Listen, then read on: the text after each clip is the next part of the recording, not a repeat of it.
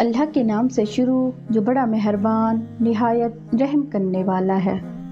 میری ماں کی ایک آنکھ تھی اور وہ میرے اسکول کے کیفیٹیریا میں خانساماں تھی، جس کی وجہ سے میں شرمندگی محسوس کرتا تھا، اس سے نفرت کرتا تھا۔ میں 5ویں جماعت میں تھا کہ وہ میری کلاس میں میری خیریت دریافت کرنے آئی۔ میں بہت دل ملایا کہ اس کو مجھے اس طرح شرمندہ کرنے کی جرأت کیسے ہوئی۔ اس واقعے کے بعد میں اس کی طرف لاپرواہی برتتا رہا اور اسے حقارت کی نظروں سے دیکھتا رہا۔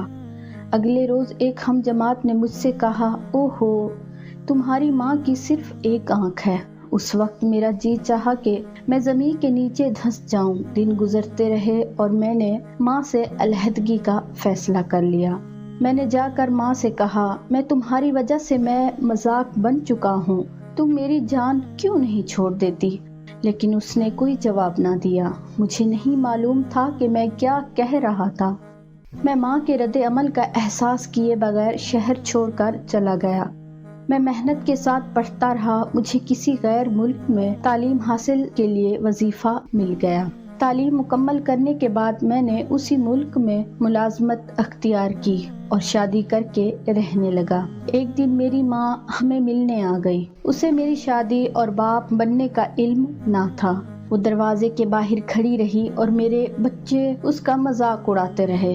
میں ماں پر چیخا، تم نے یہاں آ کر میرے بچوں کو ڈرانے کی جرأت کیسے کی؟ بڑی آہستگی سے اس نے کہا، معافی چاہتی ہوں، میں غلط جگہ پر آ گئی ہوں، اور وہ چلی گئی۔ ایک دن مجھے اپنے بچپن کے شہر سے ایک مجلس میں شمولیت کا دعوت نامہ ملا، جو میرے اسکول میں پڑھے بچوں کی پرانی یادوں کے سلسلے میں تھا۔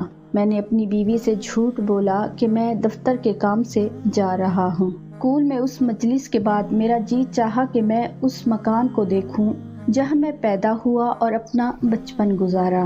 مجھے ہمارے ایک پرانے ہمسائے نے بتایا کہ میری ماں مر چکی ہے، جس کا مجھے کوئی افسوس نہ ہوا۔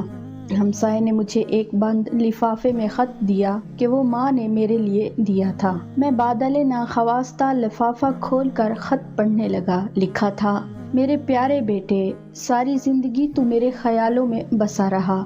مجھے افسوس ہے کہ جب تم ملک سے باہر رہائش اختیار کر چکے تھے تو میں نے تمہارے بچوں کو ڈرا کر تمہیں بیزار کیا۔